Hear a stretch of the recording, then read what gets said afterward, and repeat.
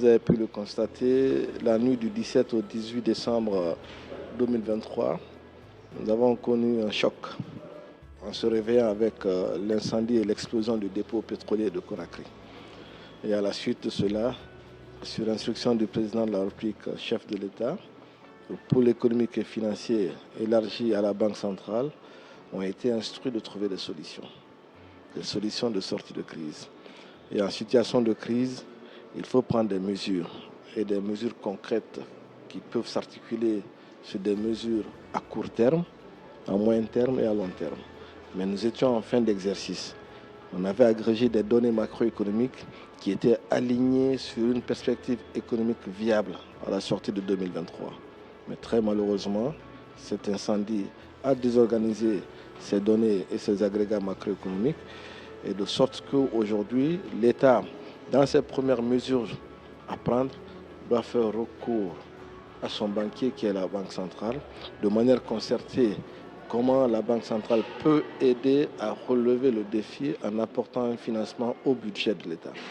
Parce que rien que le jour du dépôt de l'explosion, si je ne me trompe, monsieur le ministre du Budget rappelait qu'on a eu un manque à gagner de 400 milliards ce jour-là.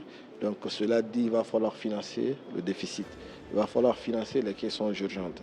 Et c'est en cela que cette réunion a été convoquée avec les différentes parties prenantes pour regarder la partie législative et réglementaire, parce qu'il faut faire les choses dans les règles de l'art, même si quand il y a un incendie, on ne compte pas le nombre de seaux d'eau pour éteindre l'incendie, c'est après qu'on regarde ce qu'on a pu pour faire éteindre le feu. Mais aujourd'hui, il faut des mesures concrètes. Vous avez un peu plus de 2000 ménages qui errent dans la nature. Vous avez des édifices publics et privés, des écoles, des hôpitaux qui sont complètement à l'arrêt.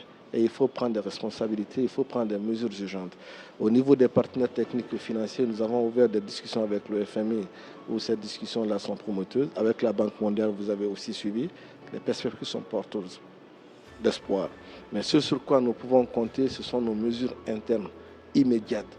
Et c'est pourquoi cette réunion-là, les conclusions devraient nous permettre, dès la semaine prochaine, d'être opérationnel pour éviter de connaître une fin de mois difficile et qui va se répercuter sur toute l'année 2024 et au-delà.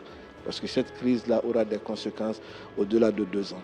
Il faut atténuer les conséquences de la crise et rappeler aux populations guinéennes que c'est une situation qui est extrêmement grave, mais l'État prendra ses responsabilités.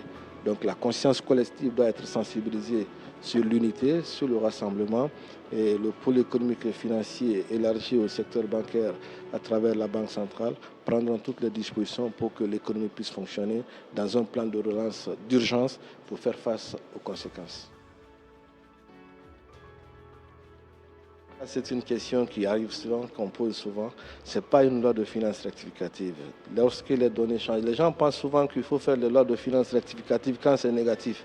Et il y a des ressources exceptionnelles qui arrivent dans le budget de l'État. Il faut faire une loi de finances. Donc on peut faire autant de lois de finances rectificatives en cours d'exercice pour pouvoir corriger. Ça peut être des corrections à la baisse, des corrections à la hausse, des ajustements. Mais cette crise nous imposera dès ce mois de janvier d'abord dans un processus de réaménagement budgétaire avant qu'on examine les possibilités de faire une loi de finances rectificative.